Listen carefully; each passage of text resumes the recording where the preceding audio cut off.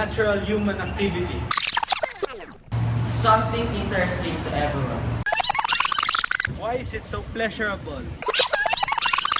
Why do we even need it? I am Robertson Peñaroyo. I am Lance Aspiras. And I am Mark Gabasa. And we will discuss the psychology of sex. First of all, why do humans have sex? And how did we develop that behavior? Ma'am, how and why did humans develop sexual behavior? So, una yung sa how muna, no? How and why. So, mai-root natin kasi yun sa evolutionary perspective, no? Kasi kailangan talaga na mag-mate yung mga tao. So, part siya ng process ng nature para mag-survive yung species.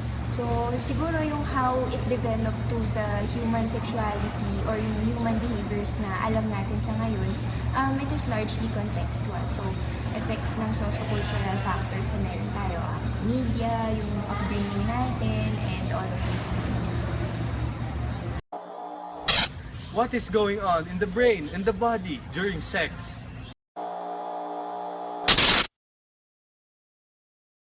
Well, what goes on?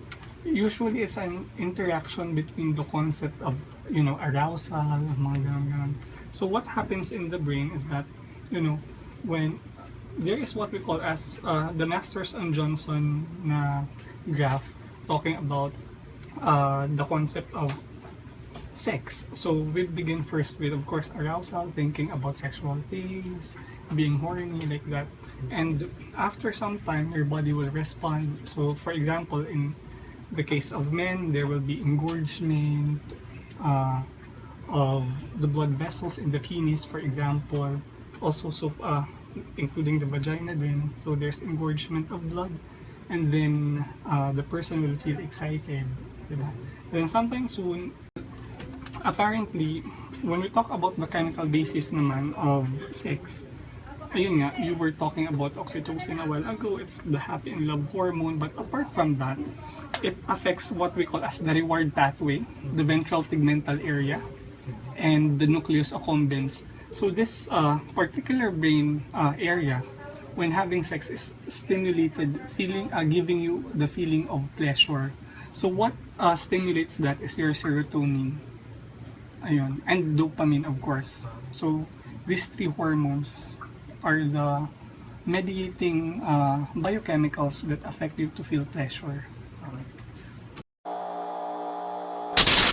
Sexual motivation is a person's overall sexual drive or desire for sexual activity.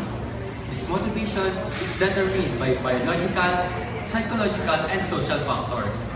Biologically, the brain is the structure that translates the nerve impulses from the skin into pleasurable sensations.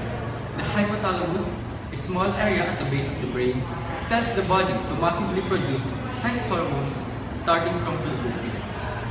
Testosterone is the major contributing factor in sexual motivations in males, while in females it is generally believed to be estrogen and progesterone. Evolutionarily speaking, humans, like other sexual creatures, reproduce sexually because a few billion years ago, some of Earth's earliest cells accidentally merged with another cell and created a new one with genes from both parent cells. Humans, like other sexual creatures, are subject to instinctive sexual desire triggered by appropriate criteria. The male has a drive to impregnate as many females as possible to spread his genes, while a female has a drive to choose the best male she desires in order to have the favorable genes for her offspring. Human behavior is also influenced by cultural factors. Asian societies tend to be culturally restrictive in terms of partnership and sexual activity, while Western societies are generally very permissive and sexual activities are much more common.